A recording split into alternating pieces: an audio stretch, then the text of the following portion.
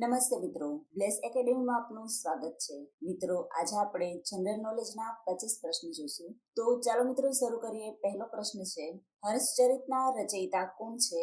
તો તેનો જવાબ આવશે બાણભટ્ટ. ત્યાર પછી બીજો પ્રશ્ન, હર્ષચરિત કૃતિનો પ્રકાર કયો છે?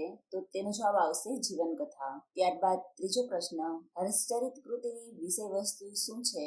તો તેનો જવાબ આવશે સમ્રાટ હર્ષનું જીવન. ત્યારબાદ ચોથો પ્રશ્ન, કાદંબરીના રચયિતા કોણ છે? તો તેનો જવાબ આવશે બાણભટ્ટ. ત્યારબાદ પાંચમો પ્રશ્ન, કાદંબરી કૃતિનો પ્રકાર કયો છે?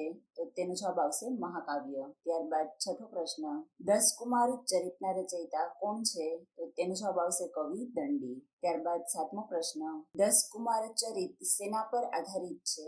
તો તેનો જવાબ આવશે 10 કુમારોના પરાક્રમોની કથા પર. ત્યારબાદ આઠમો પ્રશ્ન, સ્વપ્નવાસ વધતમના રચયિતા કોણ છે? તો તેનો જવાબ આવશે કવિ ભાસ. ત્યારબાદ નવમો પ્રશ્ન, નીતિશતકના રચયિતા કોણ છે? તો તેનો જવાબ આવશે ભર્તૃહરિ. ત્યારબાદ 10મો પ્રશ્ન, શ્વેતાંબર અને દિગંબર કયા ધર્મના સંપ્રદાય છે? તો તેનો જવાબ આવશે જૈન. ત્યારબાદ 11મો પ્રશ્ન, વલ્લભી એ સંસ્કૃત નામ છે જેનો અર્થ શું થાય છે? તો તેનો જવાબ આવશે છાપરું અથવા ઘરનો સૌથી ટોચનો ભાગ. ત્યારબાદ 12મો પ્રશ્ન, વલ્લભીનો છેલ્લો રાજા કોણ હતો? તો તેનો જવાબ આવશે શિલાદિત્ય. ત્યારબાદ 13મો પ્રશ્ન, કયા વલ્લભી મહારાજા દર વર્ષે મોક્ષ પરિષદ યોજતા હતા? તો તેનો જવાબ આવશે શિલાદિત્ય પ્રથમ. ત્યાર પછી 14મો પ્રશ્ન, ઈસવીસન 640માં સમ્રાટ હર્ષે ગંગા યમુના સંગમ સ્થળે છઠ્ઠી પંચવાર્ષિક પરિષદમાં કયા વલ્લભી રાજાને અગ્રસ્થાન આપ્યું હતું? તો તેનો જવાબ આવશે ધ્રુવસેન બીજો. ત્યારબાદ 15મો પ્રશ્ન, ઈસવીસન 640માં ચીની યાત્રી હ્યુએન ત્સાંગે વલ્લભીની મુલાકાત લીધી ત્યારે ત્યાં કોનું શાસન હતું? તો તેનો જવાબ આવશે ધ્રુવસેન બીજો. ત્યારબાદ 16મો પ્રશ્ન,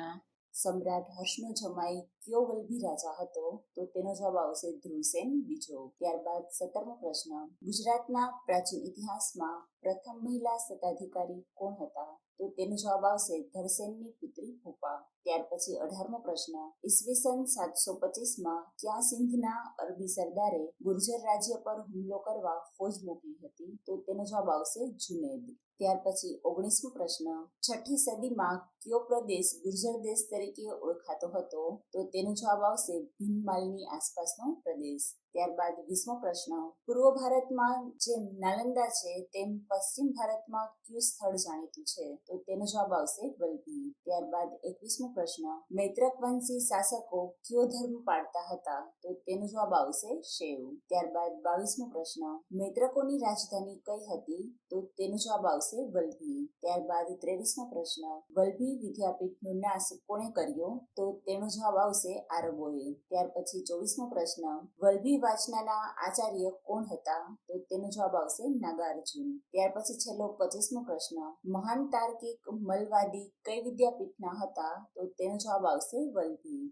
તો મિત્રો, આ હતા જનરલ નોલેજના પ્રશ્નો. હું આશા રાખું છું કે તમને અમારો વિડીયો ગમ્યો હશે. જો તમને અમારો વિડીયો ગમ્યો હોય તો વિડીયોને લાઈક કરો, મિત્રો સાથે શેર કરો અને અમારી ચેનલને સબસ્ક્રાઇબ કરો અને બેલ આઇકન ઉપર ક્લિક કરો જેથી અમારા આવનારા નવા વિડીયોની નોટિફિકેશન તમને મળતી રહે. તો મળશું નવા વિડીયોમાં. જય હિન્દ, જય ભારત.